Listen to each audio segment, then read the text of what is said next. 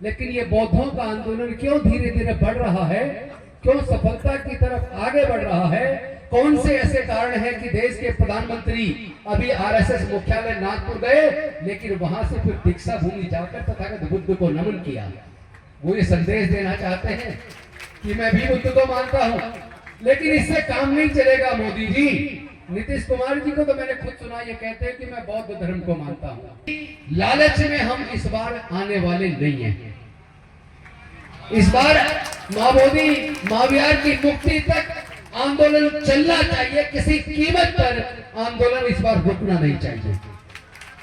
5 अक्टूबर 2022 को डॉक्टर अंबेडकर भवन रानी झांसी रोड पर दिल्ली की सरकार में मंत्री रहते हुए जब हमने 12,000 लोगों को बौद्ध धर्म की दीक्षा दिलाई, 22 प्रतिज्ञाएं दोहराई, उसके बाद कम से कम 30 से 40 लाख लोग बौद्ध धर्म की दीक्षा ले चुके हैं। लेकिन कम से कम 20 करोड़ ऐसे लोग हैं जिन्होंने दीक्षा नहीं ली, लेकिन बुद्ध के धर्म को अपने आचरण में उतार लिया है। तो भारत बौद्ध में होने की तरफ चल पड़ा है और दुनिया बौद्ध बनने वाली है, क्योंकि यूएनओ की रिपोर्ट आई है। यूएनओ की रिपोर्ट आई है कि आने वाले 50 सालों में आधे से ज्यादा यूरोप बौद्ध बन जाएगा। और इस शांति से सारी सरकारें डरती हैं। इस आंदोलन को शांतिपूर्ण तरीके से इतना बड़ा करना है, जैसे जैसे ये बड़ा होगा वैसे वैसे सरकारें आपके कदमों में आ जाएंगी। और बुद्ध की शरण में आए बिना इस भारत की सरकार के पास भी कोई दूसरा विकल्प नहीं है, क्योंकि भारत की सरकार तो विदेशों में जाकर खुद कहती है हम बुद्ध के देश से आए हैं, हमने दुनिया को युद्ध नहीं बुद्ध दिया। दुनिया को शांति और मानवता का संदेश देने वाले तथागत भगवान बुद्ध पूरे दुनिया में शांति और मानवता का बुद्ध का संदेश पहुंचाने वाले सम्राट अशोक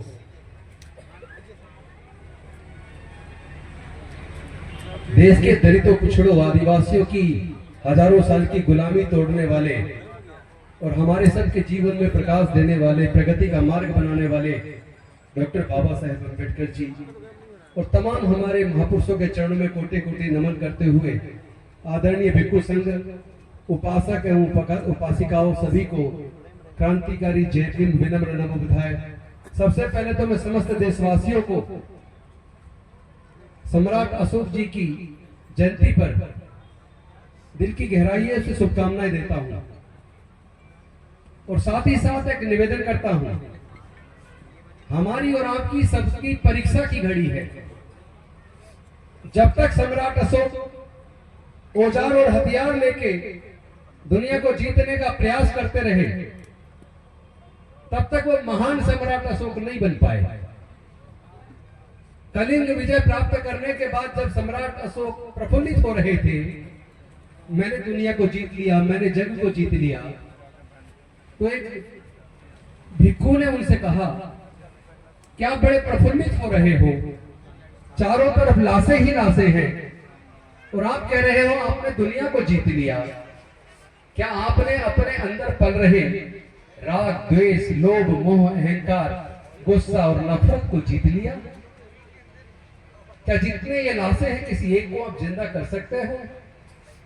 इतनी बात सुनते ही सम्राट अशोक ने अस्त्र और शस्त्र को त्याग दिया और तथागत बुद्ध की शरण में चले गए और यहां से पूरे दुनिया को तथागत बुद्ध का शांति और मानवता का संदेश, जिसमें समता, स्वतंत्रता, बंधुता, न्याय, करुणा, प्रज्ञाशील, दया, ममता, मैत्री, वो भाव पूरे दुनिया तक पहुंचाया। यहां तक कि अपने बेटे महेंद्र और पुत्री संघमित्रा को भी धम्म के प्रचार प्रसार के लिए उन्होंने पूरी दुनिया में भेजा।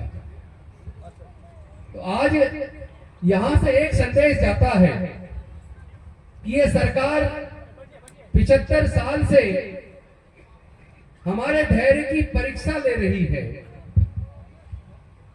वो देखना चाहती है बौद्ध लोगों में कितना धैर्य है। कुछ लोग चाहते हैं कि हम अहंकारी हो जाएं, कुछ लोग चाहते हैं कि ये आंदोलन हिंसक हो जाए, लेकिन हमें सम्राट अशोक से ही सबक लेना चाहिए कि सम्राट अशोक हिंसा से महान नहीं बने, सम्राट अशोक त्याग से करुणा से, प्रज्ञा से महान बने। और सरकार के पास तमाम तरह के तरीके होते हैं, सरकार के पास तमाम तरह की एजेंसियां होती हैं। हिंसक आंदोलन हमेशा सरकार कुचल दिया करती है। अगर हिंसा से जीत होती तो आपको पता नॉर्थ ईस्ट में भी कई आंदोलन चले मुक्ति के, सब कुचल दिए। कश्मीर के अंदर चला, पंजाब के अंदर चला, सारे कुचल दिए। लेकिन ये बौद्धों का आंदोलन क्यों धीरे धीरे बढ़ रहा है, क्यों सफलता की तरफ आगे बढ़ रहा है? कौन से ऐसे कारण हैं कि देश के प्रधानमंत्री अभी आरएसएस मुख्यालय नागपुर गए, लेकिन वहां से फिर दीक्षा भूमि जाकर तथागत बुद्ध को नमन किया। वो ये संदेश देना चाहते हैं कि मैं भी बुद्ध को मानता हूं। लेकिन इससे काम नहीं चलेगा मोदी जी। नीतीश कुमार जी को तो मैंने खुद सुना, ये कहते हैं कि मैं बौद्ध धर्म को मानता हूं। अगर बौद्ध धर्म को मानते हो तो नीतीश जी बीटी एक्ट 1949 इस एक्ट को एक सेकंड के अंदर, आप चाहे तो एक सेकंड के अंदर खत्म कर सकते हैं। केवल एक अध्यादेश लाने की जरूरत है। और मुझे इस बात की खुशी है कि बनते सुनई ससई जी के नेतृत्व में 1992 में जब आंदोलन चला, हम उस आंदोलन के शरीक रहे। लाखों लोग उसमें शामिल हुए, बहुत बड़ी मात्रा में बौद्ध भिक्षु शामिल हुए। लेकिन हमारे नेतृत्वकर्ताओं के साथ छल किया। उस वक्त उनको शामिल कर लिया, लेकिन ये उनको प्रॉमिस किया कि इस समस्या का समाधान कर देंगे, लेकिन नहीं किया। लेकिन इस बार मैं निवेदन करूंगा तमाम आयोजक साथियों से, आदरणीय भिक्षु संघ से, किसी भी लालच में हम इस बार आने वाले नहीं हैं। इस बार मां बोधि महाविहार की मुक्ति तक आंदोलन चलना चाहिए। किसी कीमत पर आंदोलन इस बार रुकना नहीं चाहिए। देश की कई विधानसभाओं के अंदर विधायकों ने इस बार मां बोधि महाविहार की मुक्ति का आवाज को बुलंद किया है। देश की संसद में, लोकसभा के अंदर भी, राज्यसभा के अंदर भी, यहां तक कि राज्यसभा में विपक्ष के नेता, कांग्रेस के राष्ट्रीय अध्यक्ष मल्लिकार्जुन खड़गे जी ने भी मां बोधि महाविहार के मुद्दे को बहुत मजबूती के साथ रखा है। उधर कुशवाहा जी ने भी रखा है, चंद्रशेखर जी ने भी रखा है, मुकुल वासनिक जो महासचिव उन्होंने भी रखा है, वर्षा गायकवाड़ जी ने भी रखा है, पप्पू यादव जी ने भी रखा है, डॉक्टर नितिन राउत जी ने वहां विधानसभा महाराष्ट्र में रखा है, चंद्रिका दंडोरे जो राष्ट्रीय महासचिव है, राज्यसभा सांसद है, उन्होंने भी उठाया। महाराष्ट्र की विधानसभा में भी कई साथियों ने, और यहाँ बिहार की विधानसभा में हमारे सतीश दास जी के बाद उसके बाद कई और विधायकों ने इस बात को उठाया। इसका मतलब आप सब लोग अपना मनोबल बढ़ा कर लीजिए। धीरे धीरे सब लोग बुद्ध के मार्ग पर आएंगे। कोई दूसरा विकल्प दुनिया के पास नहीं है। क्योंकि युद्ध से हो सकता है 2-4 लोगों को जीत लो, लेकिन करुणा से बड़े राजा शरणागत हो जाते हैं, अपने अस्त्र शस्त्र त्याग देते हैं। तो हमें करुणा से, मैत्री से, सबका मंगल भाव रखते हुए, पूरा दया, ममता, करुणा, प्रज्ञाशील मैत्री, उसी से शांति के साथ अपने आंदोलन को जितना तेज अब हो गया है, इसको धीरे धीरे इतना बड़ा करना है। क्योंकि ये सच्चाई हम लोग जान गए। जो लोग ईसाई बने, जो लोग मुसलमान बने, जो लोग सिख बने, ऐतिहासिक सच्चाई है कि वो भी 80% से ज्यादा उनके पूर्वज बौद्ध थे। और वो लोग भी इतिहास को धीरे धीरे पढ़कर इस सच्चाई को जान रहे हैं। देश के तमाम दलित, पिछड़े, आदिवासी वो भी जान चुके हैं उनके पूर्वज बौद्ध थे। वो धीरे धीरे गर्भापसी कर रहे हैं। और 5 अक्टूबर 2022 को डॉक्टर अंबेडकर भवन, रानी झांसी रोड पर दिल्ली की सरकार में मंत्री रहते हुए जब हमने 12,000 लोगों को बौद्ध धर्म की दीक्षा दिलाई, 22 प्रतिज्ञाएं दोहराई, उसके बाद कम से कम 30 से 40 लाख लोग बौद्ध धर्म की दीक्षा ले चुके हैं।